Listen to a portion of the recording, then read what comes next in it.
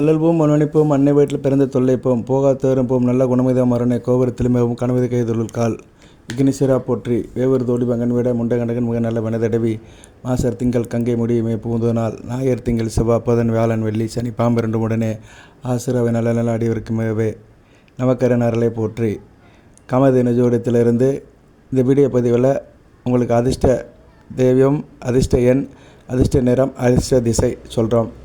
பொறுமையாக கேளுங்க. 3 ராசிக்கு சிம்மம் தனுசு மேசம் 3 ராசிக்குமே வருகிற மார்ச் 3ஆம் தேதி மாசி மாதம் 19ஆம் தேதி செவ்வாய்க்கிழமை எப்படி இருக்குன்னு சொல்கிறோம். அன்றைக்கி சந்திர கிரகணம் மதியம் 3 மணிலேருந்து 7 மணி வரைக்கும். ஸோ கிரகணம் இருக்கிறதுனால சிம்ம ராசிக்கு தோஷம் இருக்குது, தனுசு ராசிக்கு தோஷம் இருக்குது, மேச ராசிக்கும் தோஷம் இருக்குது. சிம்ம ராசியில் மகம் உத்திரம் இந்த 2 நட்சத்திரத்துக்கு தோஷம் இருக்குது. தனுசு ராசியில் மூலம் உத்திராடம் இந்த நட்சத்திரத்துக்கு தோஷம் இருக்குது. மேச ராசியில் அசுபனி கார்த்திகை இந்த 2 நட்சத்திரத்துக்கு தோஷம் இருக்குது. இவங்க என்ன பண்ணுங்கன்னா கிரகணம் முடிஞ்ச உடனே 8 மணிக்கு மேலே கோயிலுக்கு போயிட்டு வந்துடுங்க.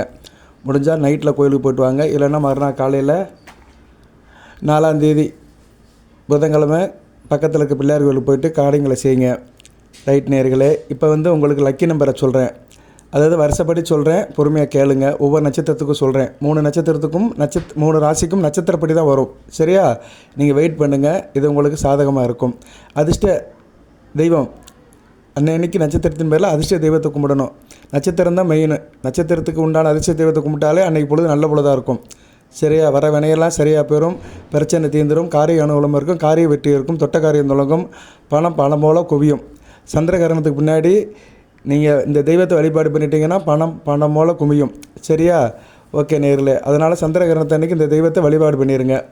இப்போ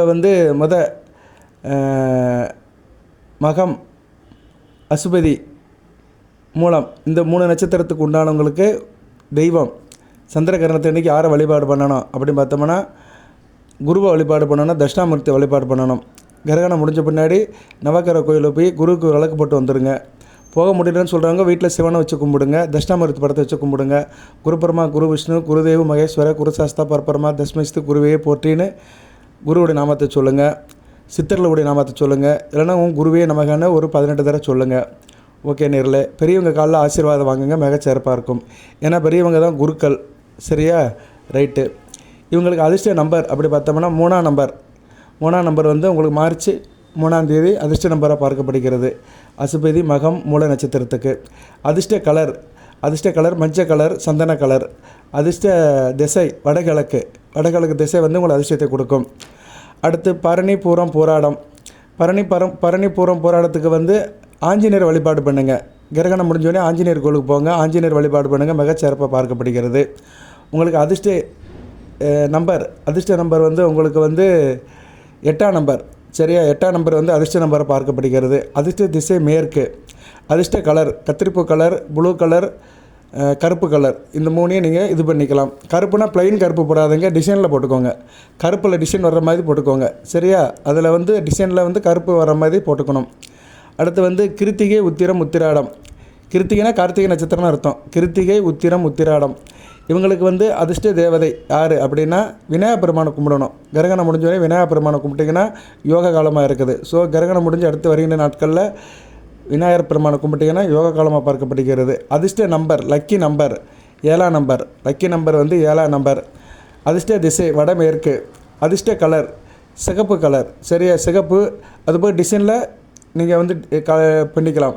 டிசைன் சிவப்பு கலரில் உள்ள டிசைனாக போட்டுக்கிட்டிங்கன்னா உங்களுக்கு யோக காலமாக பார்க்கப்படுகிறது, யோகம் கை கொடுக்கும்.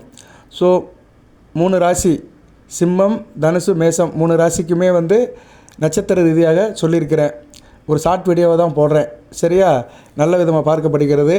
கிரகண நேரத்தில் எங்கேயும் போகாதீங்க, கர்ப்பிணி பெண்கள் எங்கேயும் போகாதீங்க, ஆண்கள் எடுக்காதீங்க, மாமிசம் சாப்பிடாதீங்க. 3ஆம் தேதி பௌர்ணமி தான். பௌர்ணமி இருக்குது, பகல் முழுக்க பௌர்ணமி இருக்குது. அதனால் அன்றைக்கி மாமிசம் சாப்பிட வேண்டாம், ஆளுகால் எடுக்காமல் சுத்தபத்தமாக இருந்தீங்கன்னா சிறப்பாக இருக்கும். சந்திர கிரகணம் தமிழ்நாட்டில் தெரியும், சாயந்தரம் கிழக்கு பக்கம் வானில் கொஞ்சம் போல் தெரியும், கால்வாசி தெரியும்.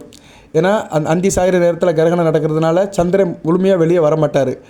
ஸோ மற்ற நாட்டிலலாம் தெரியும். இந்தியாவில் மற்ற வடகிழக்கு மாநிலத்திலாம் தெரியும். அசாம், மணிப்பூர், நாகாலாந்து, அருணாச்சல பிரதேசம் இங்கெல்லாம் தெளிவாக தெரியும்.